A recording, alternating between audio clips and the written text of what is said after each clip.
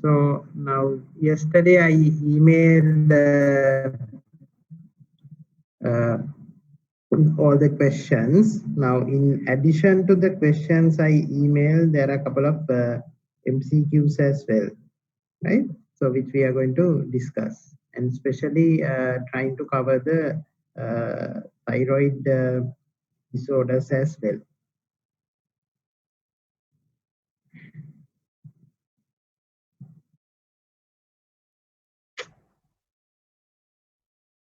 Right.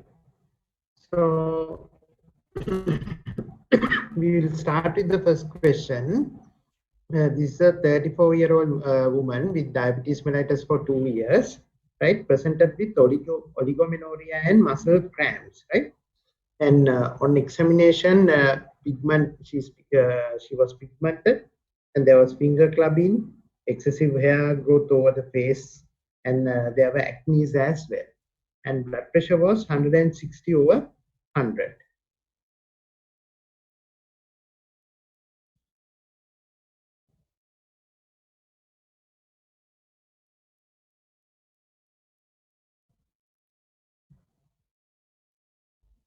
Right. So on the investigation wise, these are the investigation results, right? So I think all of you have gone through all these questions, right? And now, just by going through the short history and the examination findings as well as the investigation results, right? So basically, what are the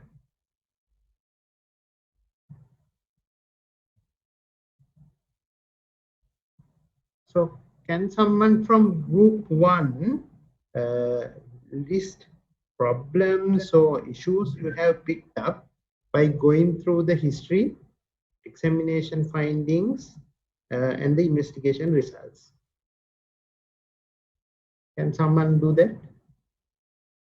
Like one example is diabetes mellitus for 2 years, like that. In the history, she's 34 years old, women with diabetes mellitus 2 years, and the oligomenorrhea and muscle cramps. So why do you think it is due to, what may be the reason behind muscle cramps?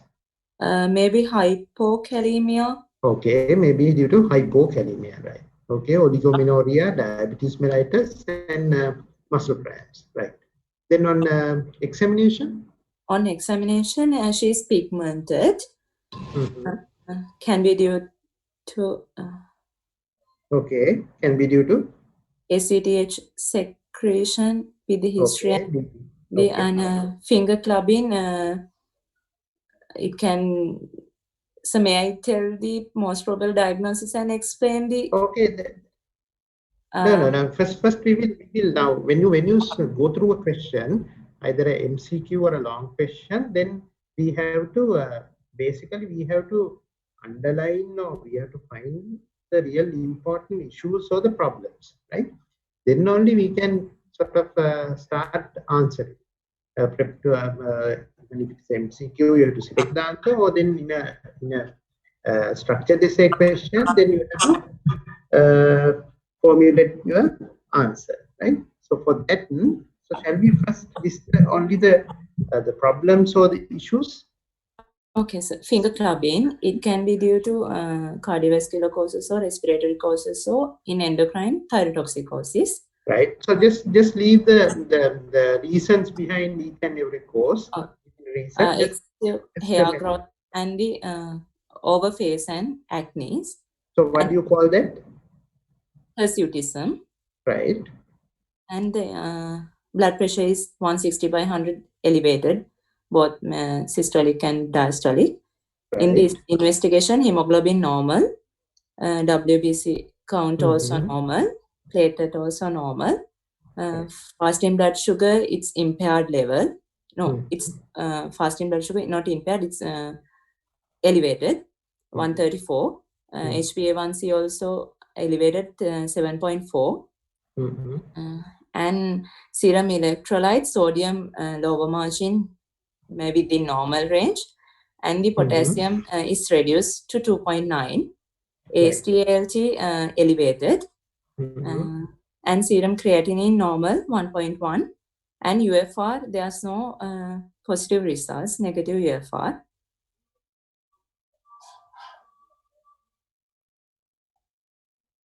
Those are the problems.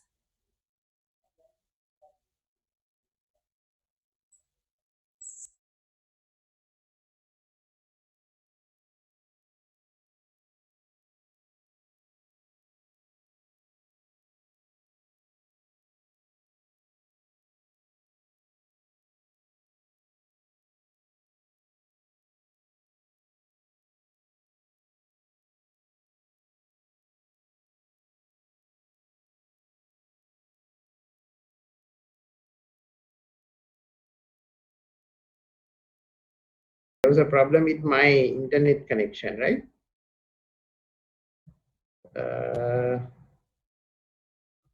Right, we'll share the screen again.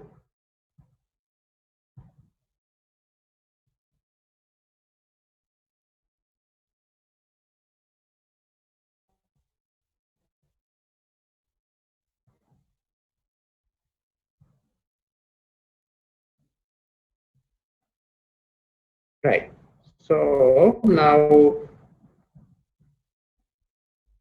so basically we have to, number one, we have to identify or list problems which she have affected, right? So number one is muscle cramp, oligomenorrhea, clubbing, pigmentation, hirsutism, hypokalemia, right?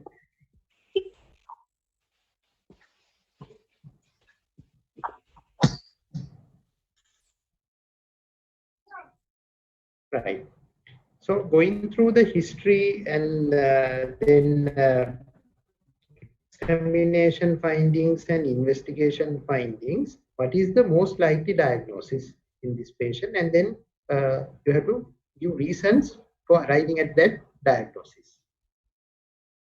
Can someone from group 1 do that?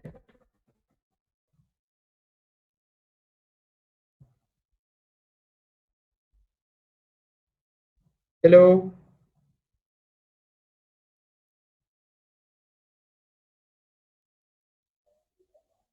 Excuse me, sir. Thought of most probable diagnosis as Cushing syndrome due to ectopic ACTH producing tumor. Okay, so it looks like Cushing syndrome, most likely be due to ACTH secreting tumor. So why do you select that diagnosis? So why did you select it as Cushing syndrome first? Thought of Cushing because she's her age, 34 years, with oligomenorrhea, which is and the pigmentation and the hirsutism, and blood pressure also elevated. And so number one, now shall we categorize like this? Why did you think it is due to Cushing syndrome? So what are the features favoring Cushing syndrome, and what are the features favoring ectopic ACTH secreting? Favoring Cushing syndrome is oligomenorrhea, right, and hypokalemia, hypertension, right, and autism. And acne as well. Oh, yeah, acne. Right. So what are the features favoring ACTH secreting tumor? Pigmentation. Right. And the finger clubbing may be due to lung carcinoma producing ectopic ACTH. Okay. Right. Yes, it is supporting the diagnosis of ACTH. So hopefully you might have read about Cushing syndromes in Kumar and Clark, right? So apart from this pigmentation and clubbing, and those features are not given in this scenario. So what are the other features that might support a diagnosis of ectopic ACTH secreting tube?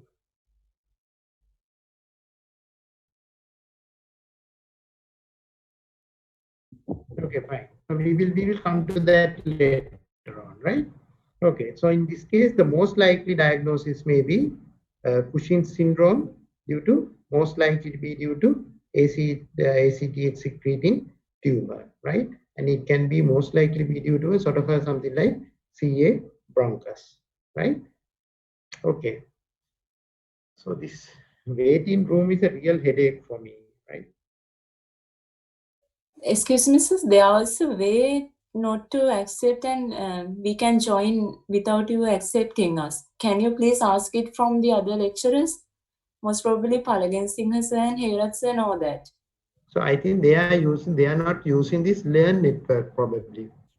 So if you are going through the Learn network, then I have the lecturer has to accept the students.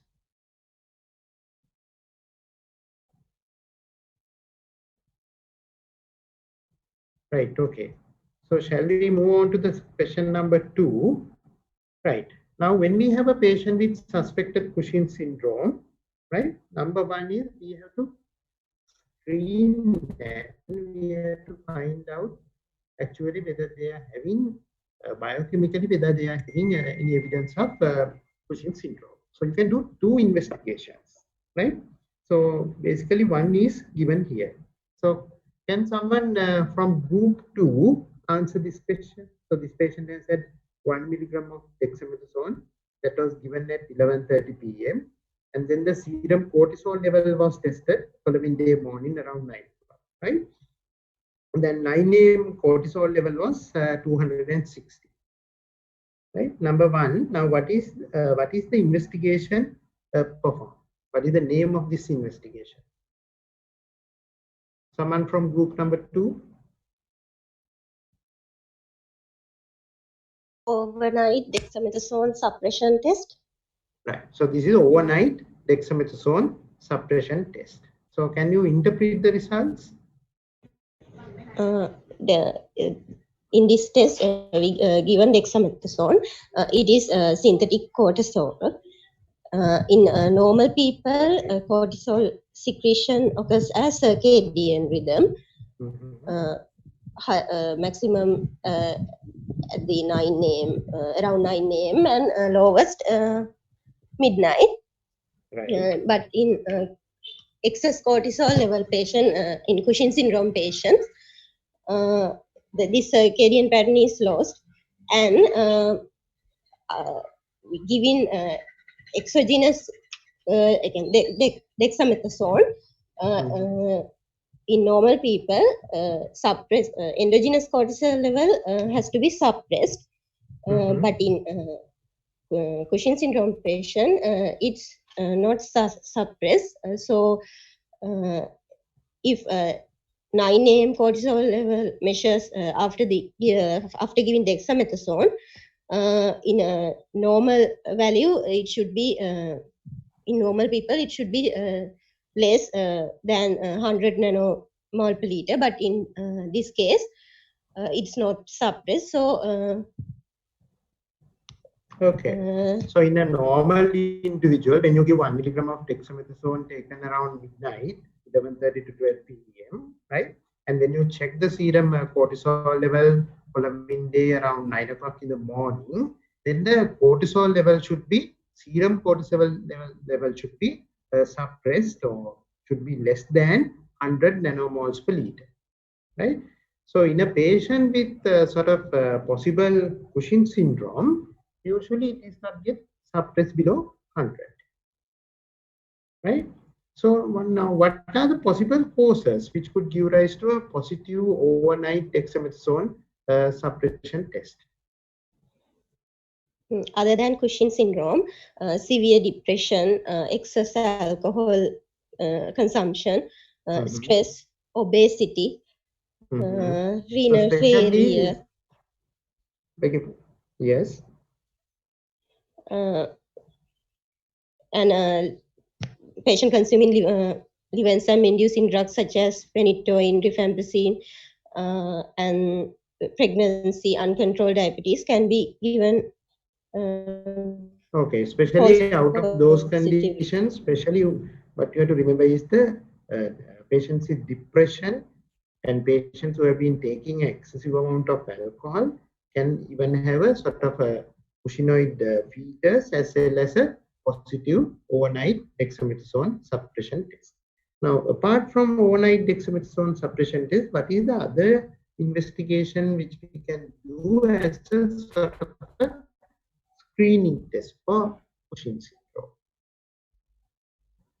Low dose dexamethasone That is not a suppression. screening test. Anything else?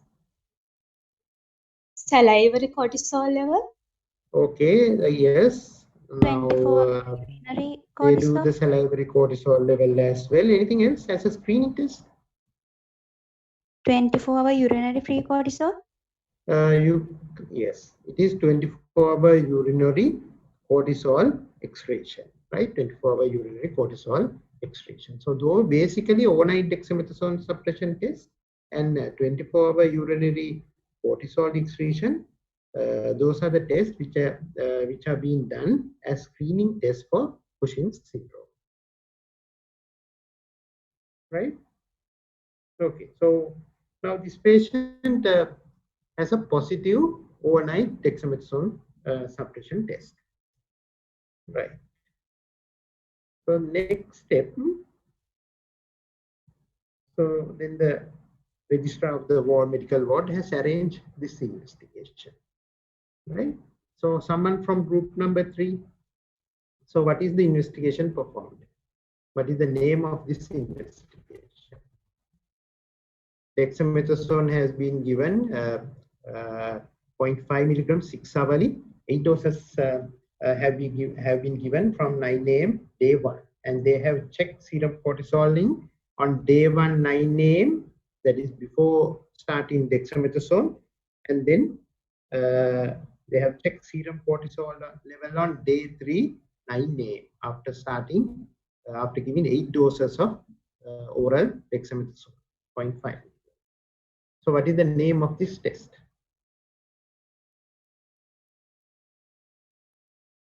Someone from group 3.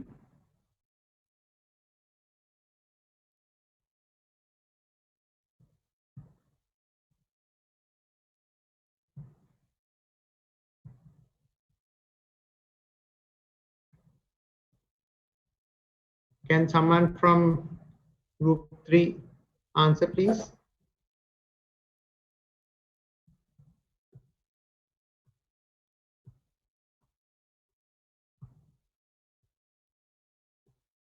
Someone should answer.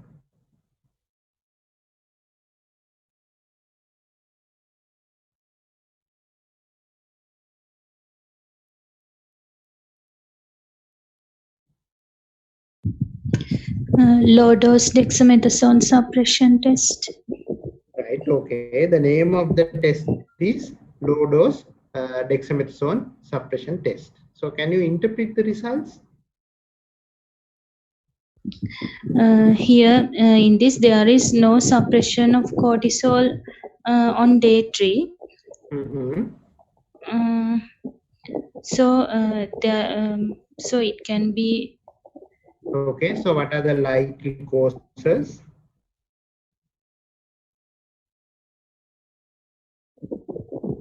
It can be due to Cushing syndrome also.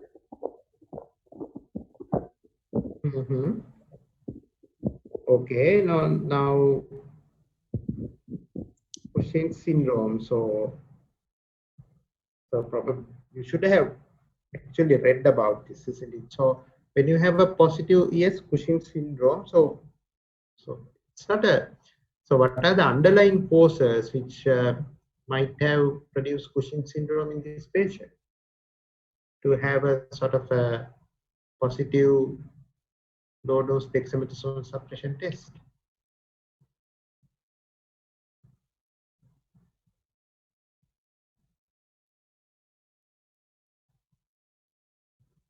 So what are the causes which could give rise to Cushing syndrome?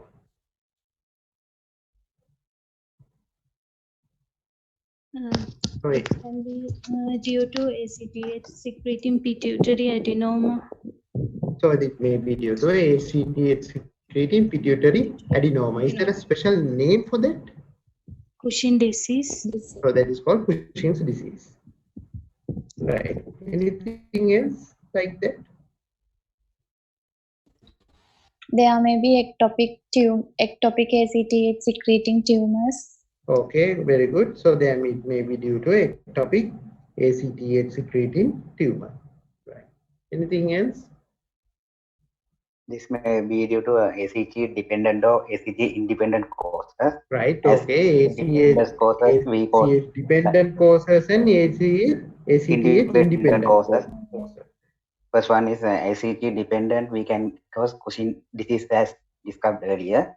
Then Right. another thing is ACT dependent in ectopic ACTH production, such as very explained small cell carcinoma or any carcinoma tumors.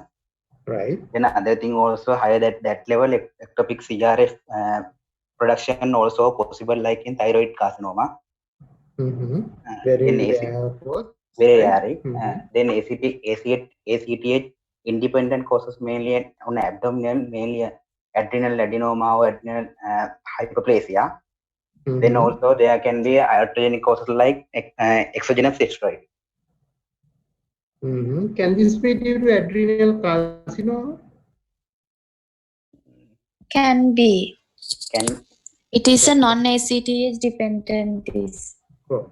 So can you get this type of results due to exogenous steroid intake, like prednisolone or something like that?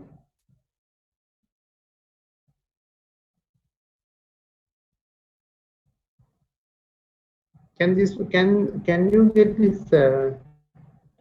this type of a picture, a positive low dose dexamethasone suppression test in a patient who has been taking steroids for a long period? No. No.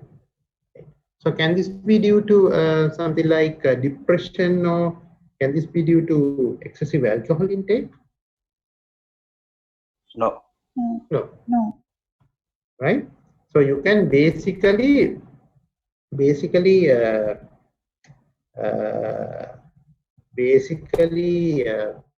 select the appropriate causes. Now, if you are given in a sort of a even in a sort of a true and false type of MCQ, right? So if you see a positive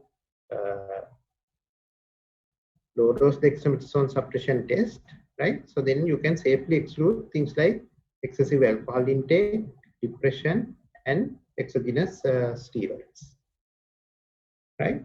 So it may be something to do with the pituitary gland, or it may be due to ectopic ACTH secretion, or it may be due to something to do with the adrenal gland, right? So now this patient, number one, we initially we started with the overnight dexamethasone. Yes. Sir, could you please explain why those can't be? So we will move on. I think I have given that touch to group 6 probably. Right? We'll go to that stage and then we will discuss. Right? So now this patient has had a positive dexamethasone, overnight dexamethasone suppression test, and then a positive low dose dexamethasone suppression test. Right? So now, if your question now about taking steroids and all that, so if someone is taking steroids and all that, usually we expect to see a low serum cortisol value right from the beginning. Right? So in patients with depression and alcohol, they can mimic that they have been Cushing syndrome with features as well as a positive overnight dexamethasone suppression test, but they will not have a positive low dose dexamethasone suppression test. So that is how you are going to exclude them. So did you get answer for your question? Yes, sir. Right. Okay. Thank you, sir. Right. So then move on to the next step, right? So our patient had positive overnight dexamethasone suppression test, positive low dose dexamethasone suppression test, and now we have moved on to some other tests, right? We have given dexamethasone 1 milligram 6 hourly, 8 doses from 9 a.m. day 1. Right? So someone from group 4 should answer this question. So what is the investigation which we have done? What is the name of this investigation?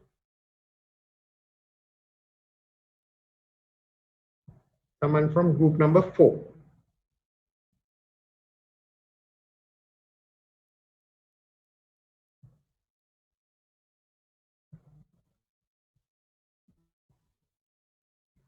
Answer කරනවා නැත්නම් මමත් මෙහෙම බලාගෙන dexamethasone suppression test. What? High dose dexamethasone suppression. This is high dose dexamethasone suppression test, right? Unlike in low dose dexamethasone suppression, here we have given 1 milligram of dexamethasone 6 hours. Right. So can you interpret the results? The test was not suppressed. Okay, so even after giving a higher dose of dexamethasone, still on day 3, 9 a.m., serum cortisol level has not been suppressed. So it is still elevated, 222. Right? So now what are the possible causes? Ectopic ACTH secreting tumor. So again, right, okay, ectopic ACTH secretion tumor, yes, agreed. Anything else? And adrenal tumor? I didn't get adrenal tumor, right? Okay. It may be adrenal adenoma or adrenal carcinoma, right? So adrenal adenoma and carcinoma, it's not ACTH dependent, right? They are secreting cortisol on their own, right? And usually they have a very suppressed sort of ACTH level in those patients, right? Again, if it is due to ectopic ACTH secreting tumor, due to something like CA bronchus, then pituitary will not have any control over that tumor, right? Same thing would apply for something like adrenal tumor or adrenal adenoma. So they are basically not under control of ACTH secreted from the pituitary gland, right? But what would happen in Cushing's disease? Can you get this picture in Cushing's disease? It's usually suppressed in Cushing disease. Right. So when you give a higher dose, large dose of dexamethasone in Cushing's disease, that is a ACTH secreting pituitary tumor, right? When you do a high dose dexamethasone suppression test, that will actually reduce the ACTH secretion from the pituitary gland, even though there is a pituitary tumor. So usually they will have patients with Cushing's disease will have positive low dose dexamethasone suppression test, but they will have a negative high dose dexamethasone suppression test. Okay. Right. So any questions up to now?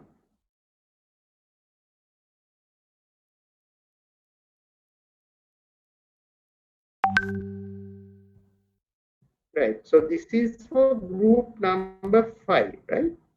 I think probably I have explained the scenario, right?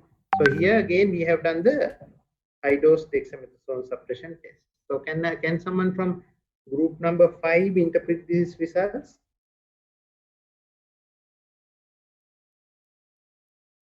Someone from group number 5.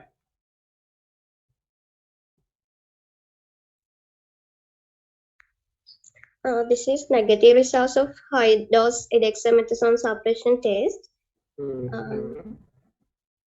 So it means Cushing syndrome is due to pituitary ACTH secretion. In pituitary ACTH is depend on serum cortisol. Negative feedback will reduce ACTH level, and in Cushing disease, negative results can be appear. Yeah. So sometimes in patients with, so not all the time, but sometimes we might be able to suppress ACTH secretion from the pituitary gland in a sort of a pituitary tumor by performing the high dose dexamethasone suppression test. So if you are given a scenario like this, the most likely diagnosis is Cushing's disease, right? So the most likely diagnosis is Cushing's disease. Okay, right. So then, can someone from group number 6 answer this question? So you have to, so low dose and high dose dexamethasone suppression test were performed on a patient with suspected Cushing syndrome, right? Suspected Cushing syndrome.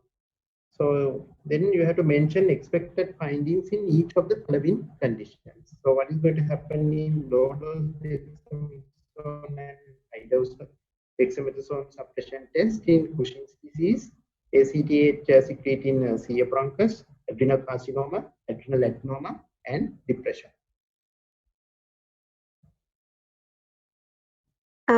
In Cushing's disease, it's an ACTH independent condition. So the low dose and high dose dexamethasone suppression test will be, there will be suppression. So in Cushing's disease, what would happen to the low dose dexamethasone suppression test? Positive or negative? It will be positive. Right, okay, low dose dexamethasone suppression test will be positive.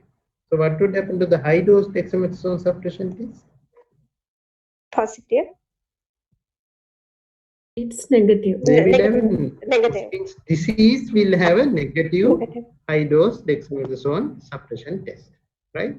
So ACTH secreting carcinoma bronchus? Both tests will be positive. Right, so they will have positive low dose as well as high dose dexamethasone suppression test, right? Adrenal carcinoma and adrenal adenoma? Both tests will be positive. Again, both tests will be positive, right? Depression? Both tests will be negative. Right, both tests will be negative. Depression and even excessive alcohol intake. Okay, any questions about this low dose and high dose dexamethasone suppression test?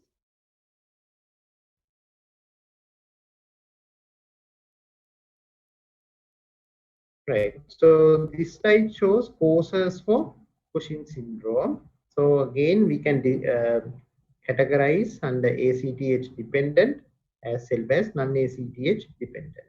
So under ACTH dependent, Cushing's disease, ectopic ACTH producing tumors, and ACTH administration, right? And non-ACTH dependent causes are adrenal adenoma, adrenal carcinoma, right? Glucocorticoid administration, and Cushing's mimicking conditions like alcohol-induced pseudo-Cushing syndrome and obesity and depression as well, right? Okay, right. So this is a sort of MCQ, right? So this was not given. I did not email this question, right? So this is a true and false type of MCQ. Now, clinical features that would support ectopic ACTH secretion than adrenal adenoma include, right? So can someone from group number 6 answer this question? clinical features that would support ectopic ACTH secretion than adrenal adenoma.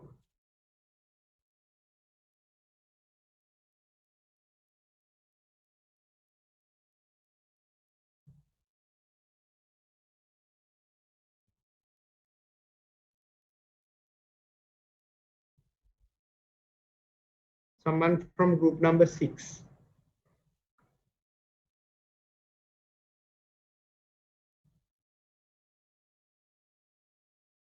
That would support ectopic ACTH secretion than adrenal adenoma.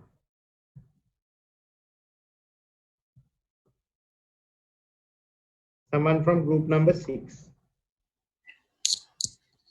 Pigmentation, true. Right, pigmentation, true, right? Refractory, refractory hypokalemia, also true. Right. And virilization, also true. Mm-hmm. And glucose intolerance, also true. Mm-hmm. Excessive high ACTH, also true. Mm-hmm. Loss of weight, also true. Loss of weight also true. Sorry. True. Pigmentation, it is true because it's basically due to ACTH. The pigmentation is due to excessive amount of ACTH levels. So pigmentation and excessively high ACTH levels are true, right? So again, one thing you have to remember is refractory hypokalemia is a very well known feature of ectopic ACTH secretion, right? And then virilization falls, right? So adrenal adenoma and carcinoma can cause sort of virilization that will not support ectopic ACTH secretion, right? So again, glucose intolerance, again that is a feature of ectopic ACTH secretion than adrenal adenoma. So adrenal adenoma, carcinoma. So when you compare adrenal adenoma and carcinoma with ectopic ACTH secretion, we have to take glucose intolerance as a true answer. So just read what is given in the Kumar class, right? And obviously excessively high ACTH level is a feature of ectopic ACTH secretion. Again, loss of weight, yes, again that may be a sort of a feature of ectopic ACTH secretion if it is due to, if it is associated with the malignancy and all that, right? Virilization is because of the androgen that is secreted in adrenal adenoma. Yes, basically, I think I wanted to give adrenal, not the adrenal adenoma. I was thinking about adrenal carcinoma. So if the patient is having adrenal carcinoma rather than adenoma, then it's usually causes virilization. So it is a tumor. It can produce androgens as well as from the suprarenal glands, right? So that is not going to happen in a patient who is having ectopic ACTH secretion. So if the patient is having features of virilization, we have to think about an adrenal carcinoma. Okay. Okay. Right. Okay. So moving from adrenal gland to something else now. Right. So can someone from group number 7 answer this question? So we have a patient with a 44-year-old man presented with polyuria and polydipsia. So investigation, hemoglobin is normal, blood picture normal, sodium, potassium, and calcium normal, serum creatinine normal, fasting blood sugar is normal. So why did I list all these investigations? So what is there an association between something in the blood picture and polyuria, polydipsia? And low hemoglobin, something in the blood picture, can that be associated with polyuria and polydipsia? Any condition? Yes, in chronic kidney disease. No. Chronic kidney disease. Anything else? Multiple myeloma. Multiple myeloma, yes, okay, they can have some other thing, and then they can develop polyuria and polydipsia. Any other hemoglobinopathy or which can cause polyuria? Polycythemia rubra. Less likely. Anything else? Anemic condition?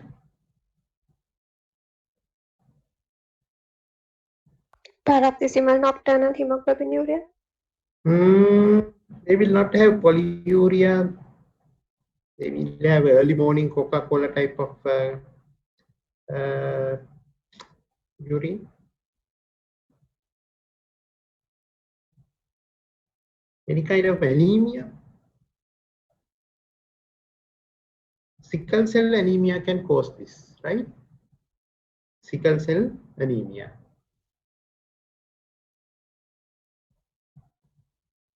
Right.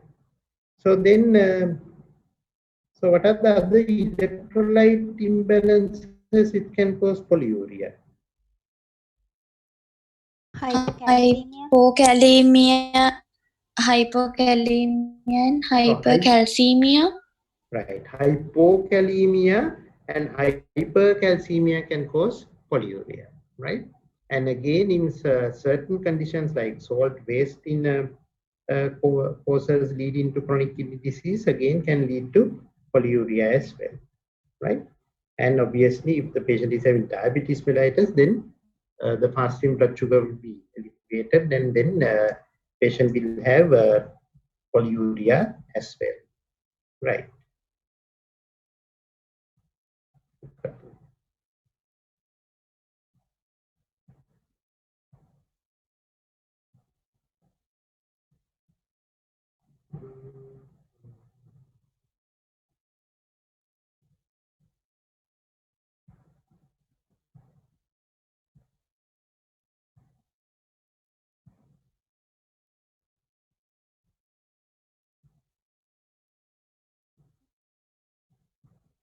Okay.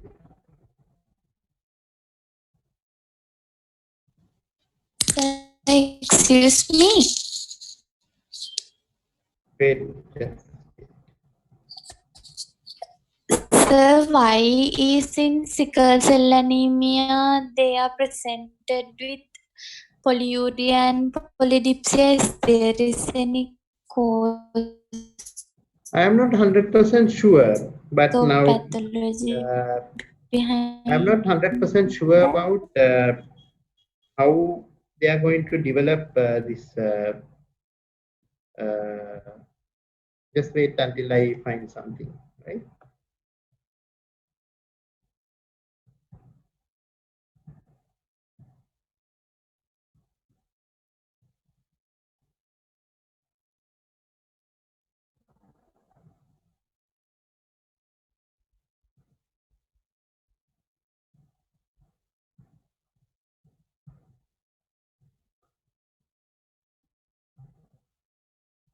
Right. So now this patient,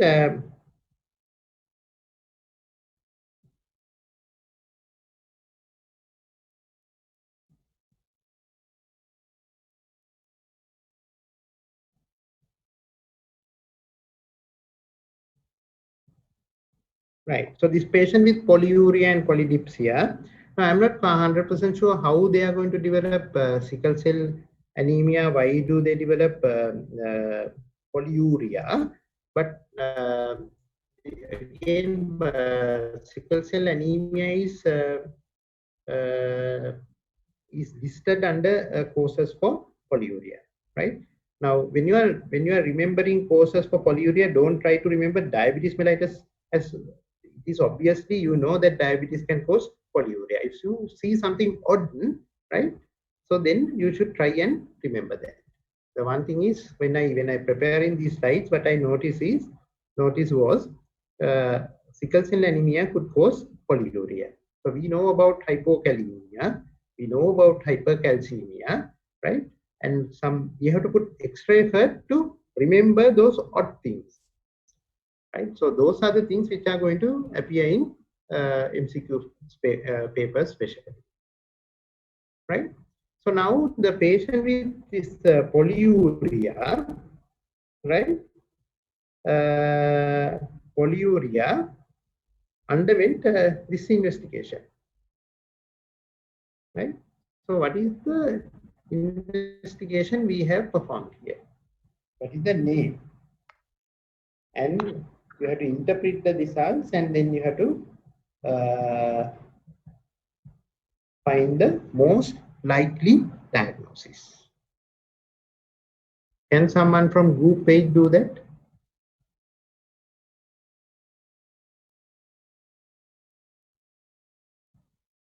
So what is this test?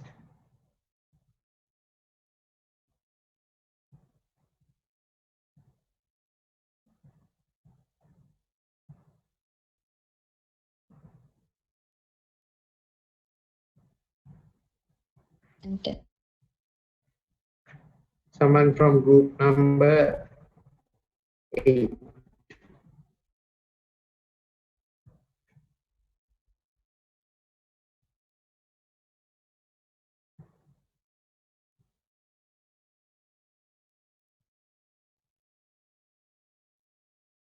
So this is why I emailed all these questions yesterday, right?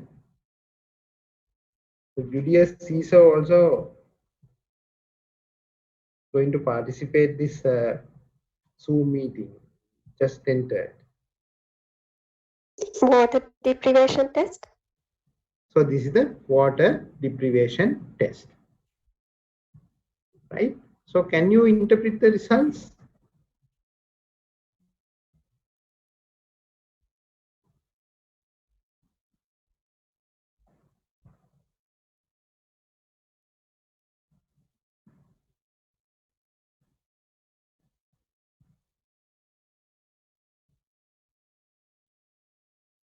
So just concentrate mainly on urine osmolality and plasma osmolality.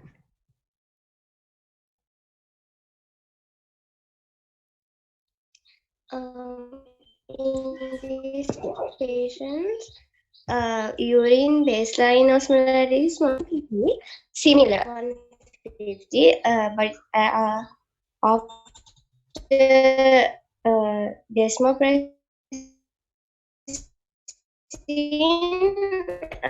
urine osmolality has increased. So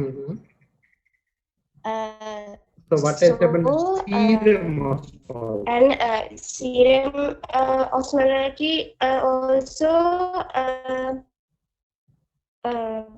increase when water deprivation.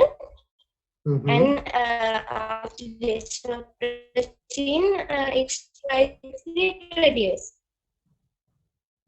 Okay. So now in a water deprivation test, what would happen in a sort of a normal individual? Respond to desmopressin. That means osmolality is increased, and serum osmolality remains same.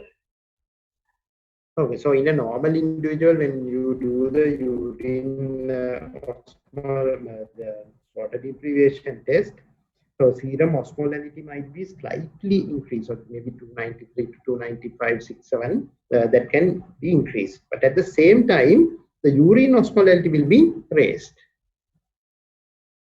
right, in a normal individual. So that has not happened in this patient. So that can be due to two causes. So what are they?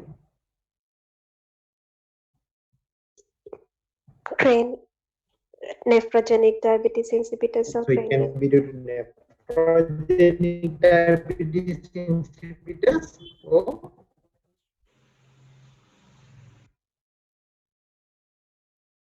forget about this this part. So initial elevation, this can be due to nephrogenic diabetes insipidus, as well as due to cranial diabetes insipidus, right? Cranial diabetes insipidus. And then after that, you give desmopressin. So how are you going to give desmopressin? Oral, IV, IM? Intranasal. Intranasal, right? Intranasal. So the moment you give desmopressin, now the patient's urine osmolality has raised and the serum osmolality has dropped. Right? So then there is something to do with the kidney. So this is not cranial diabetes insipidus. This is due to nephrogenic diabetes insipidus. Okay, agree? I didn't get that, sir. So when you have when you give diabetes insipidus, so what is the pathology behind diabetes insipidus? What hormone is affected in diabetes insipidus? ADH. ADH. Low or high? Low. Low ADH. It may be low or it may be due to Insensitivity of V2 receptors in the right. It's not acting on the kidneys properly, right? So if it is low, if it is not produced by the pituitary glands, then it is called cranial diabetes insipidus, right? So even if it has been produced from the cranial, the pituitary gland, still if it is not working properly at the kidney level, then it is called nephrogenic diabetes insipidus, right? So in this patient, so initially, here we have given desmopressin, right? So it has started to work. So then in this patient, the kidneys should be normal, right? This patient should not, the kidneys should be normal. Kidneys should be sensitive to desmopressin, right? So in this case, patient is having cranial diabetes insipidus. So this is quite different from nephrogenic diabetes insipidus, right? So what is the most likely diagnosis is patient is having cranial diabetes insipidus. Any questions? So if the urine osmolality remains same and if the serum osmolality is further raised, then the diagnosis should be nephrogenic diabetes insipidus. So even after giving desmopressin intranasally, it has not worked at the kidney level. Any questions? How do we explain the glucose change here? Also, don't, my dear, now don't go behind these minor changes. So when you are fasting, when you are not even given water, right, your glucose level can easily can be little bit lower than the normal values, right? And just ignore these glucose and this thing. And sodium is basically, we monitor sodium level because if the patient become hypernatremic, then that will be a problem, right? So that is why we are checking sodium and this thing. So urine density and all that I am not going to explain, but main thing you have to concentrate is urine osmolality and plasma osmolality, and whether the patient has responded to intranasal desmopressin. So if the patient has responded, then it has to be cranial diabetes insipidus. So if the patient has even after giving nasal desmopressin, even if the patient's urine osmolality remains low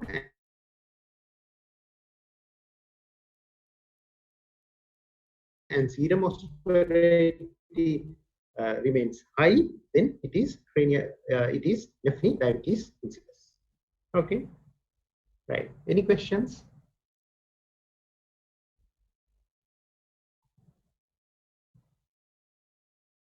Any questions?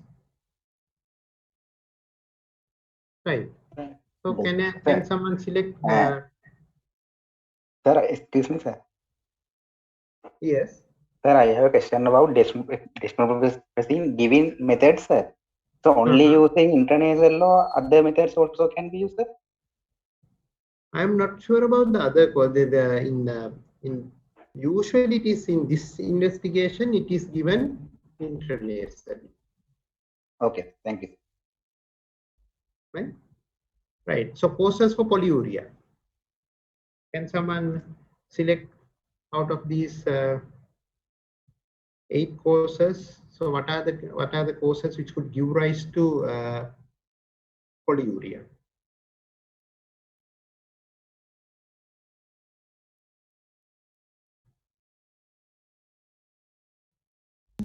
Okay, hypokalemia can cause polyuria. Hypocalcemia, true or false? False. Hypocalcemia, false. Hypercalcemia True. can cause polyuria. Hyponatremia. False. Okay, hyponatremia is false. Treatment with lithium. True. True. Sickle cell anemia. True. Psychogenic polydipsia. True.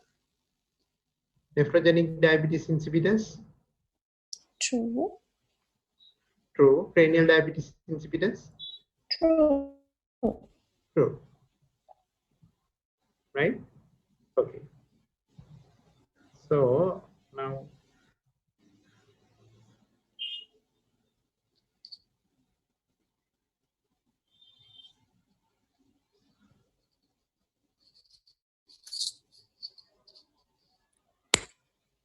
okay. Now in this question, now we have a normal blood picture. Hemoglobin is normal, potassium normal, calcium normal, creatinine normal, blood sugar is normal, right? And then, can you list 3 possible causes in this patient?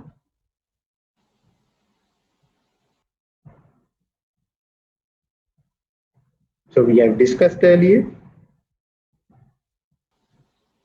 Maybe taking lithium-like drugs. Okay.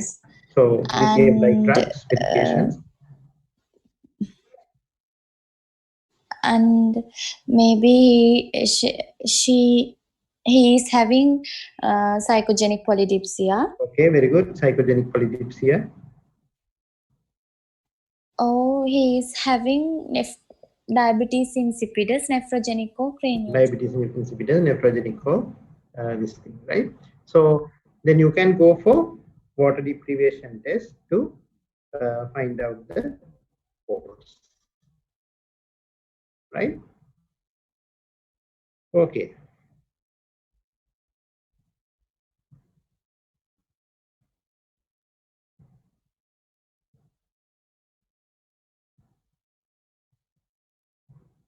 Right. So someone from group number 9, can someone from group number 9 answer this question? So what is this investigation?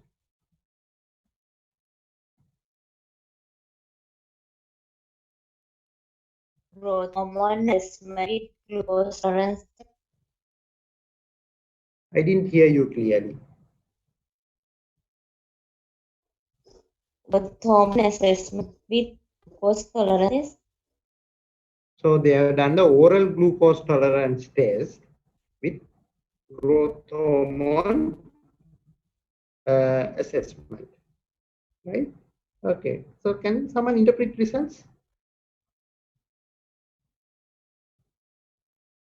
So basically, in a normal individual with oral glucose tolerance test, that is administration of 75 grams of glucose, what is going to happen to the growth hormone level in the normal individual?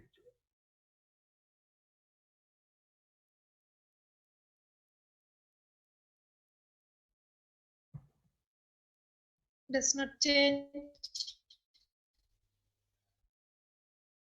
So what would happen to the growth hormone level in a normal individual when you give 75 grams of glucose? Suppressed. Suppressed. So usually the growth hormone level will be reduced or suppressed, right? So what has happened in this patient?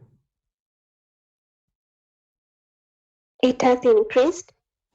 So it has increased actually. There is a paradoxical rise of growth hormone level, right? So what are the 2 abnormalities you can detect in this investigation? One is paradoxical growth hormone elevation after giving oral glucose. Number 2,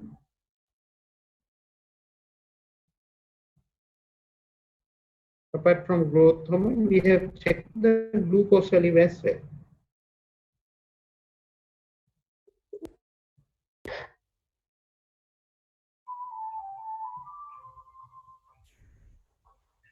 Venous glucose level also elevated. Elevated. So is it, what is it? So basically patient is having diabetes mellitus. Diabetes mellitus, isn't it? On 0 hours, even it is something like 160. So it has gone up to, it has gone beyond 300 after 2 hours of performing the oral glucose tolerance test. Right? So this patient has got paradoxical growth hormone rise as well as impaired glucose tolerance test with the values nearly closing values of diabetes mellitus, right? So what is the most likely diagnosis in this patient? Underlying diagnosis. So this patient has got, it has increased. Acromegaly. Patient has got acromegaly, right? So can you list an alternative diagnosis, alternative investigation for this oral glucose tolerance test? Which Insulin-like growth factor 1 to diagnose acromegaly? Yes. IGF. So what is IGF? Insulin-like growth factor. So insulin-like growth factor 1, right? So you can do insulin-like growth factor 1, right? So you must read about clinical features and other associations of acromegaly as well, right? Okay.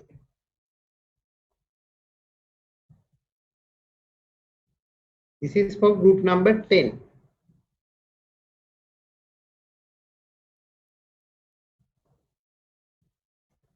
So there's a 45-year-old man presented with vomiting, diarrhea, and fever for 2 days. Right? On examination, BMI 22, blood pressure 90/50, on lying position, standing in 70/40, and the trachea is deviated to the right side, and there is right apical bronchial breathing. So these are the investigation results. So can someone from that group answer this question?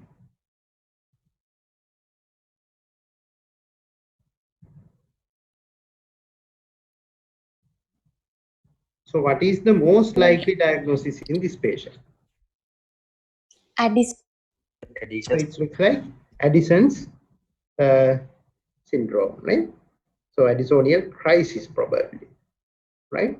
So why do you say that? So what are the features that would support the diagnosis of Addison's?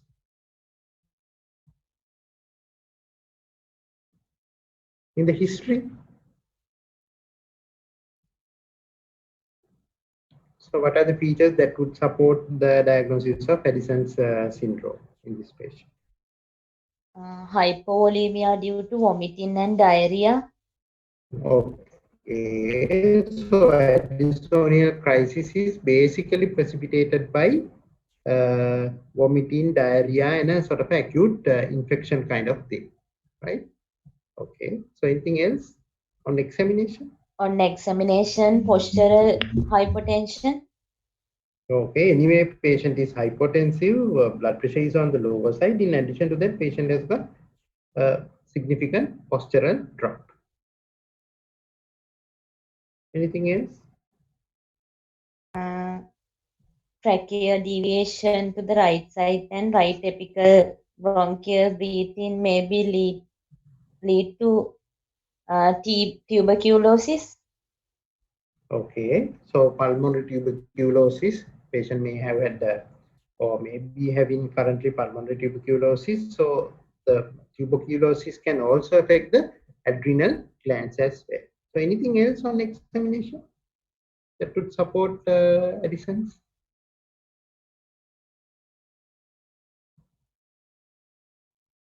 Disease. BMI is 22. That may be due to the weight loss. Right. Okay. So low BMI, usually they will have a low BMI, right? Okay. So investigation findings, investigation size. So what are the features that would support Addison's? Hyponatremia.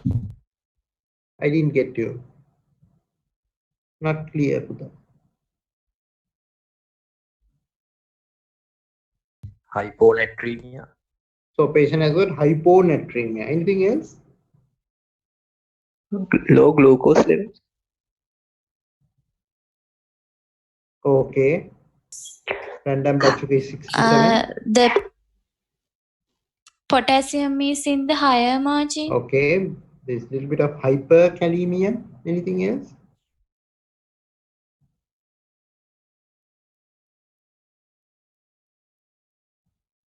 Elevated blood urea level. Also.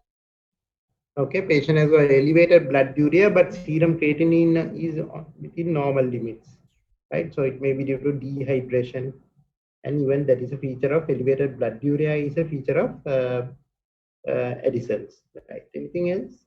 So elevated urea, hypercalcemia. So again, hypercalcemia is also a feature of Addison's syndrome, right? Anemia. Okay. So what is the most likely underlying cause which has led to Addison's syndrome in this patient? Due to tuberculosis. So it looks like tuberculosis because patient has got patient's trachea is deviated to right side and there is bronchial breathing over the right apex, and then in addition to that, even the chest X-ray there is right upper lobe fibrosis. Right. So how are you going to confirm the diagnosis in this patient? Not the underlying cause, but how are you going to diagnose the endocrine cause, endocrine diagnosis or Addison syndrome?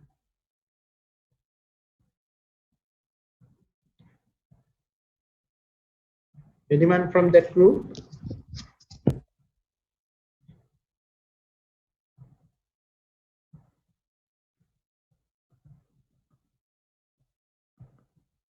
So what is the investigation you want to do? Short synapton. So what is anemia? So you have to do short synapton test. So what is the pharmacological agent which you are going to give in short synapton test?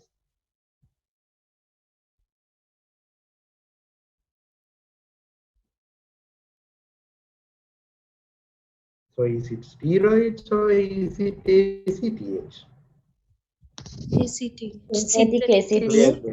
We are going to give ACTH, right? So we can give it intravenously and subsequently we check the serum cortisol values. So that is called short synapton test. There is something called long synapton test as well. Now in this patient, are we going to just do the short synapton test, or are we going to combine that short synapton test with something else?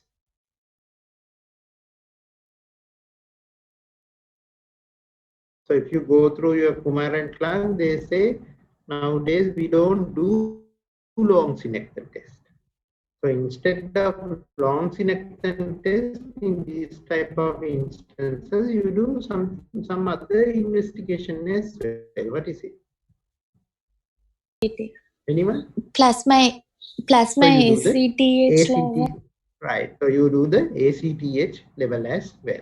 Right. So when you do the short synapton test, so you give ACTH, right? And you check whether the adrenal glands are going to respond or not. And then you check the serum cortisol value, right? So it may be due to primary hypoaldosteronism, or it may be due to secondary hypoaldosteronism as well, right? So if there's something to do with the pituitary gland, again the the adrenal glands will not respond to your synectin test, right? So, but when you do the short synectin test, and then if you find a sort of a poor response to ACTH you have given, and at the same time, if you have done a baseline ACTH level, if the ACTH level is elevated, then where would be the problem? Elevated ACTH and Adrenal no gland. response to ACTH stimulation test. Where would be the problem? Adrenal gland or the pituitary? In the adrenal gland. So it is mainly problem is in the adrenal gland. So it is a primary hypoaldosteronism, right? So when this ACTH measurement was not freely available about 10-15 years ago, or maybe even then, that we used to do something called long synectin test, right? Like in high dose dexamethasone suppression test, here we give a larger dose of ACTH and we assess the patient for a longer period, right?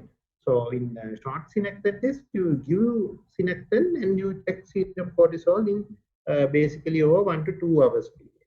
But here in long synectin test, we used to monitor them for about 24 to 48 hours, right? Now, if it was due to secondary hypoaldosteronism, that is something to do with the pituitary gland. So if the adrenal gland has not responded initially due to sort of lack of ACTH for a long period. Now, if you don't study for a long period, right? So then it will be very difficult to pick things up. So the same thing can happen to the adrenal gland as well, right? So if there is no stimulation from the pituitary gland with ACTH, so even though the adrenal glands are normal, but they might not respond to a small dose of ACTH within a short period, right? So they will have a positive or non-responsive kind of short synectin test result, right? But when you give a large dose and when you monitor them for a long period, as the adrenal glands are normal in individuals with secondary hypoadrenal failure, right? So then when you give a large dose of ACTH and if you observe for a long period of time, then they will have normal serum cortisol levels, right? So that can happen in secondary hypoaldosteronism, right? But nowadays we don't do that non-synectin test. To avoid that, we will do the short synectin test, and at the same time we will check the serum ACTH level. So if the ACTH is elevated and if the patient is having a positive short synectin test, right, the problem is within the adrenal glands, right? If the patient is having poor response to short synectin test and a low ACTH level, then the problem is at the level of the pituitary gland. Okay, any questions about that?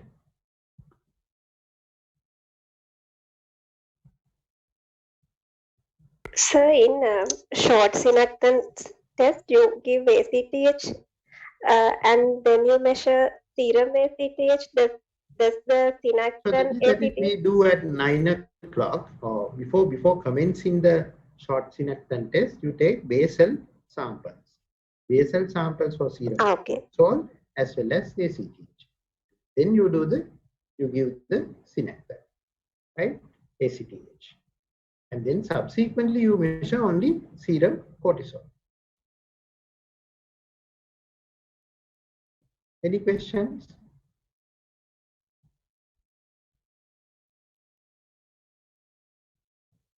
Right. Can someone outline the immediate management of this patient? Replace steroids. Giving IV hydrocortisone 15. and Hydrocortisone 15. So IV boluses. right? IV hydrocortisone bolus, right? Okay. So then subsequently you confirm the diagnosis, and then you subsequently give oral medication, hydrocortisone acetate or prednisolone or dexamethasone, depending on the availability, right? Steroid replacement. Number 2. Mineralocorticoid replacement. It's not really essential to replace steroid, right? Usually their blood pressure will pick up with steroid replacement, but if they remain hypotensive and all that, you have to think about doing that. Anything else immediately? And Fluid replacement. Fluid replacement extremely important. So what fluids are you going to give? normal saline. Okay, so you start with normal saline bolus, and depending on the situation, you have to assess, and then you have to hydrate these patients well, because usually on admission they are really dehydrated, right? Anything else you want to do? As they may present with hypoglycemia, we can administer dextrose as well. Okay, so we have to correct hypoglycemia. Okay, so steroid replacement, IV hydration, correction of hypoglycemia. Sir, are we correcting androgen as well? Not immediately, right? Not immediately. So then we not during the immediate period. So we have to get this patient. This is sort of a life-threatening condition. So we have to immediately manage it. And then usually these individuals will not require androgen replacement, right? But if the whole gland is affected, yes, but that is on long-term management. So immediate management to improve hydration, correction venous steroids, and then correction of hypoglycemia and all that. Thank you.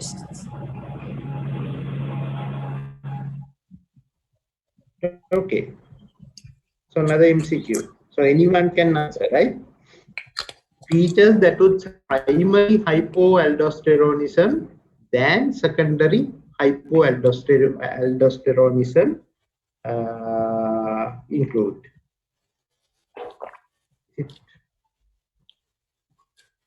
It's not aldosterone. So this is whether it is primary Addison's or secondary Addison's, right? Whether it is due to primary adrenal gland failure or whether it is due to secondary, means whether it is due to pituitary issue. That would support the diagnosis of primary adrenal failure. Pigmentation true. Pigmentation true, right? Presence of adrenal antibodies. True. True again, right? History of pulmonary tuberculosis. True. History of meningococcal septicemia. True. Waterhouse spectrum. Yes. Elevated ACTH. True. Low TSH. Autoimmune. False. False. Normal response for long synapton test. False. That is false, because if you have a normal response to synapton test, then the problem will be not in the adrenal glands, but it's in the pituitary gland, right? So G is false, right?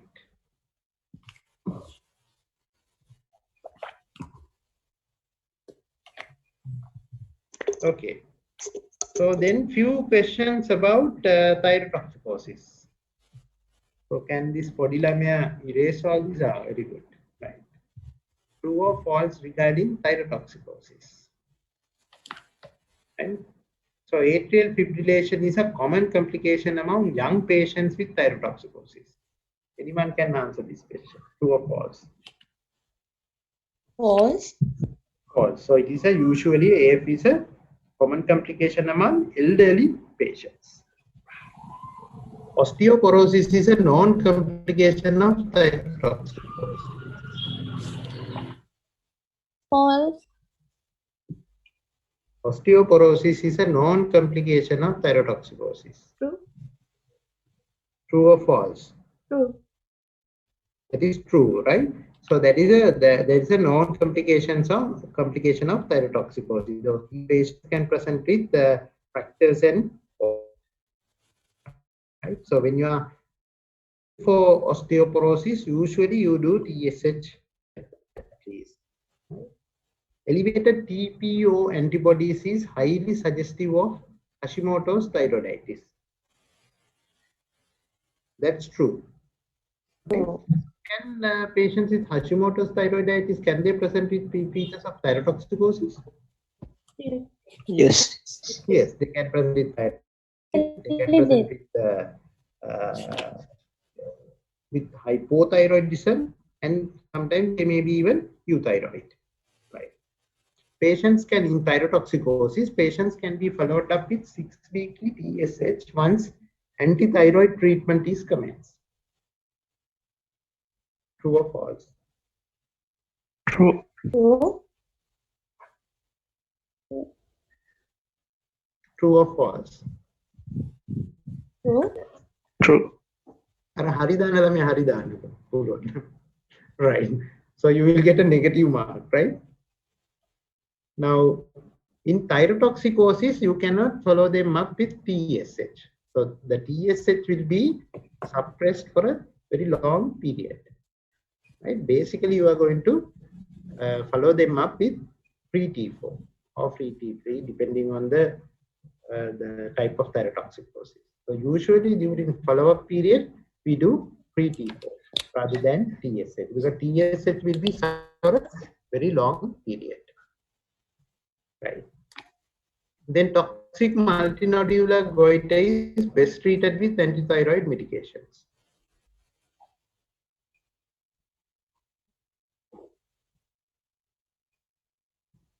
Right. Anyone else? False. So that is false. -1 again. Right. So toxic multinodular goiter, it's very difficult to treat with antithyroid medication because they will become really hypothyroid. The moment you withdraw the medications, again they will become hyperthyroid. So usually we treat with antithyroid medication. We will make them euthyroid, and then we go ahead with the surgical resection. Right. The same thing would apply for toxic multinodular goiters as well. Okay, right. Right. Monthly full blood count is recommended while on carbimazole therapy. False. False. So what is the association between full blood count and carbimazole therapy? Carbimazole causes agranulocytosis. Right. So they can have neutropenia and all that. So how do they normally present when they have low white cell count? They will have Sore throat. Right. They will have Unexplained. Right. Unexplained fever and okay, not to that extent, because when they have a very low white cell count, usually they present with sore throat and severe sore throat. Right. So in that instances, so that is one thing you have to when you are advising patient, when you are starting carbimazole, that is one thing you should do actually. You should tell them if they develop fever and sore throat and all that, immediately stop carbimazole and get a full blood count done and come and go and meet their doctor. Right. Then last one, propyl thiouracil is a better alternative to carbimazole during pregnancy. True or false? True. That is true. Okay. So regarding the previous set of MCQs, how does the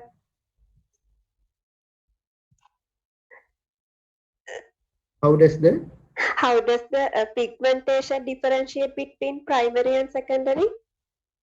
Again, now pigmentation is basically due to ACTH secretion, right? So if someone is having a sort of primary adrenal issue, then the pituitary will start producing more and more ACTH. So then the patient will have pigmentation, right? So if it is due to a secondary cause, something to do with the pituitary gland, and then the pituitary gland will not produce ACTH. They will be low. They will have low ACTH. So then they will not have pigmentation.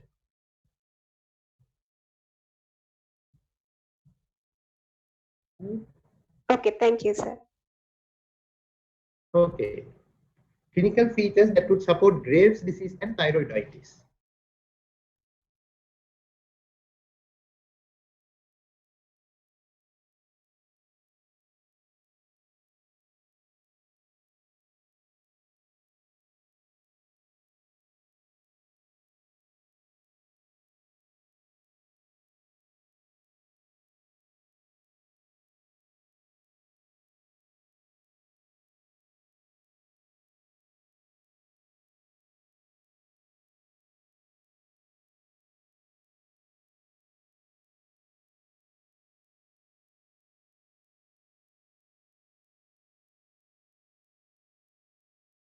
So clinical features that would support Graves' disease and thyroiditis. Lid lag.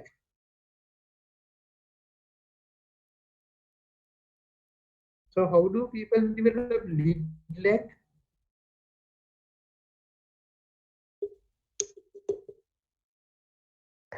So is it true or false?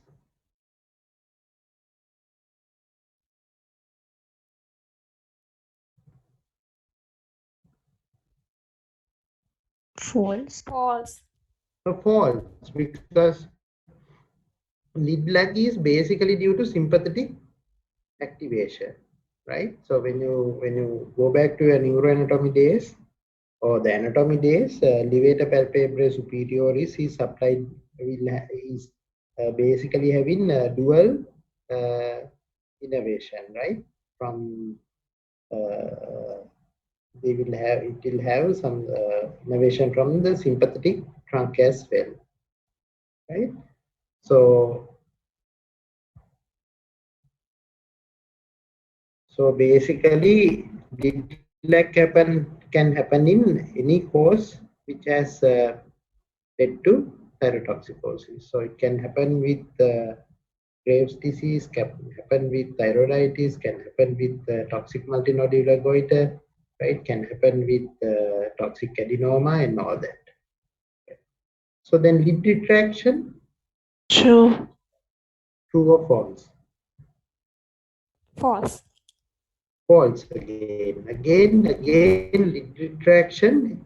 You can see sclera between the upper eyelid and the upper border of the cornea, right? So again, that can be associated with sympathetic overactivation, right? So that will not support the diagnosis of Graves' disease, right? So then what about exophthalmos? True. That is true. So in exophthalmos, you will see sclera in between the lower border of the cornea and the lower eyelid. Right. Clubbing. Will that support the diagnosis of Graves' disease? True. True. Tender thyroid gland. Tender thyroid gland. False. Tender thyroid gland is false, right? So tender thyroid gland you will get in thyroiditis, right? So in Graves' disease, patient will have a uniformly enlarged thyroid gland, but it's not going to be tender. But in thyroiditis, patient will have tenderness over the thyroid gland. So they will have elevated inflammatory markers as well, ESR and CRP, and right? So Bruvia over the thyroid gland, will that support Graves' disease? True. That is true, right?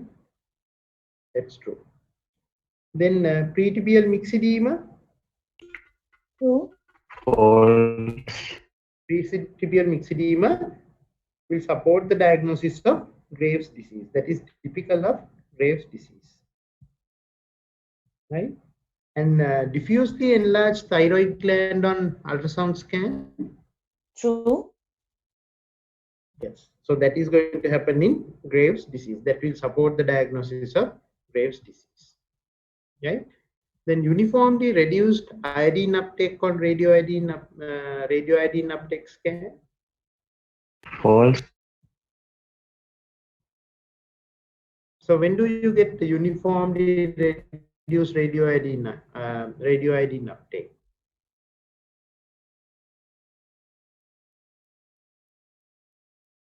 So again, this radioiodine uptake is dependent on TSH, right? So do you have so what would happen to the TSH level in Graves' disease and thyroiditis? In both conditions.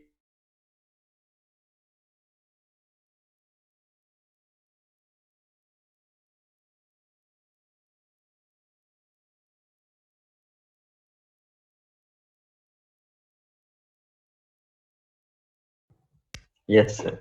Right. Okay. So what would happen to iodine, radioiodine uptake in Graves' disease? So they will have TSH receptor kind of. So Graves' disease again, those antibodies will promote iodine uptake into the thyroid gland, right? So they will have uniformly increased radioiodine uptake on radioiodine uptake scan. So this is wrong, right? So if it is uniformly reduced, that would support the diagnosis of thyroiditis, right? Thyroiditis rather than Graves' disease. In Graves' disease, they will have uniformly increased radioiodine uptake on the on this scan, right? If it is due to thyroiditis, they will have uniformly reduced radioiodine. But if it is due to multinodular, toxic multinodular goiter, then the scan will show a radioiodine uptake scan will show a toxic. Same thing would be there as for a toxic adenoma as well. Right? The is right. Worsening of signs following radioiodine therapy. Will that support the diagnosis of Graves' disease? Can you all hear me? Yes, sir. So this is the last True, sir. question. Can someone answer? True, sir.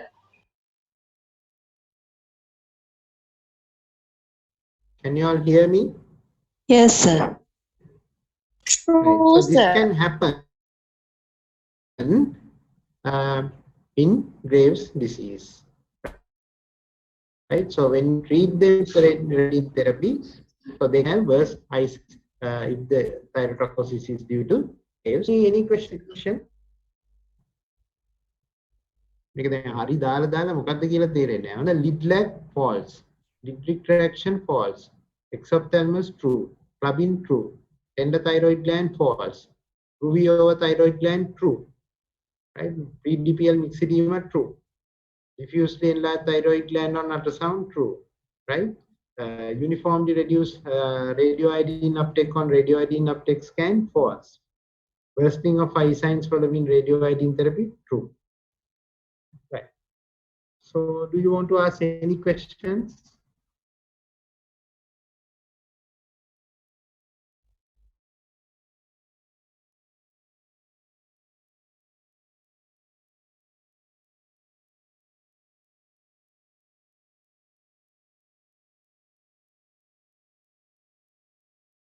Right.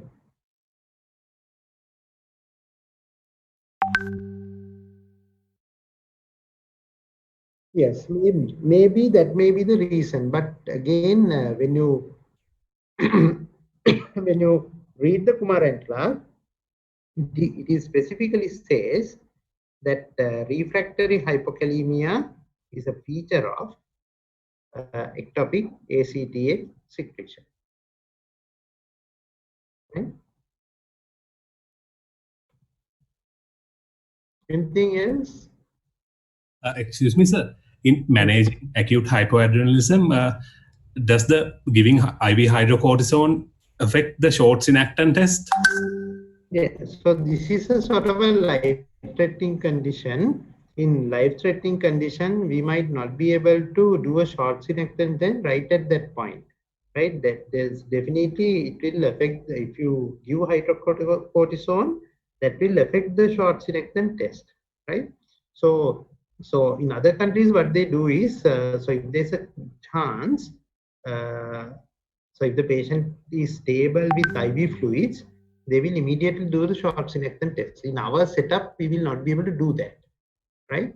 So even the patient is stable, to arrange in short Actin test, it will take days in our setup. So in our setup, yes, we have to go ahead and do IV hydrocortisone. In other countries, what they do is they will get the immediate results, and then they would try to do the short Actin test. Otherwise, it's really difficult to confirm the diagnosis of Addisonian crisis. So having said that, now this is a life-threatening condition. In that sort of a situation, we cannot, sometimes we cannot, if the patient's blood pressure is dropped and if the patient is not responding to IV fluids and all, so then immediately, without confirming the diagnosis, we have to give IV hydrocortisone. Right?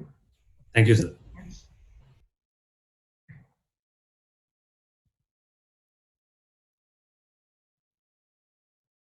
So in addition to this, I think you all have to read about problems you are going to encounter with radioiodine therapy, right? How to isolate and how to avoid pregnancies in male patients, female patients, and long-term problems of long-term issues with radioiodine therapy.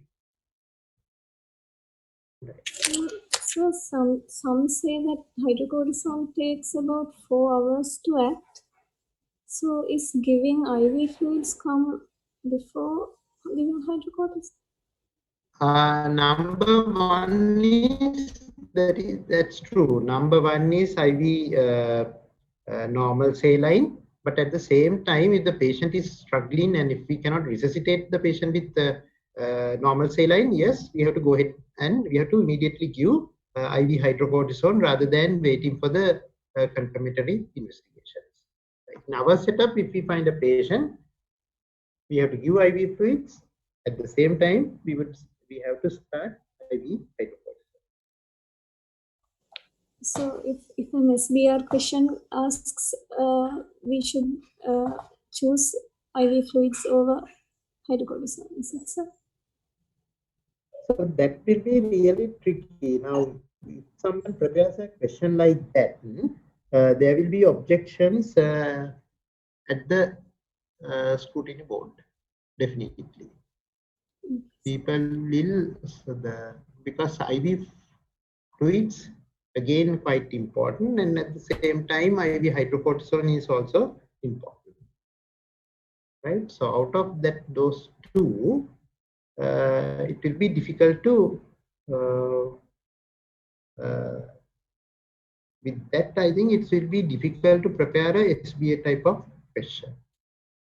Right? When you take hypocalcemia, it's straightforward, it's IV fluids.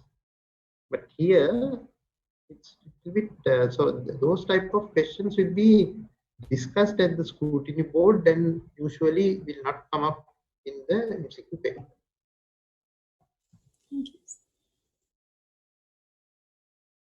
Yeah. Any questions?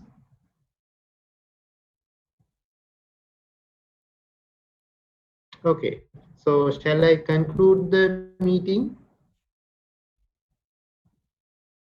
Okay, sir. Right, okay. Thank you very much, right? Thank you, sir. Thank you, sir. Thank you, sir. Thank you, sir. Thank you, sir. Thank you, sir. Thank you.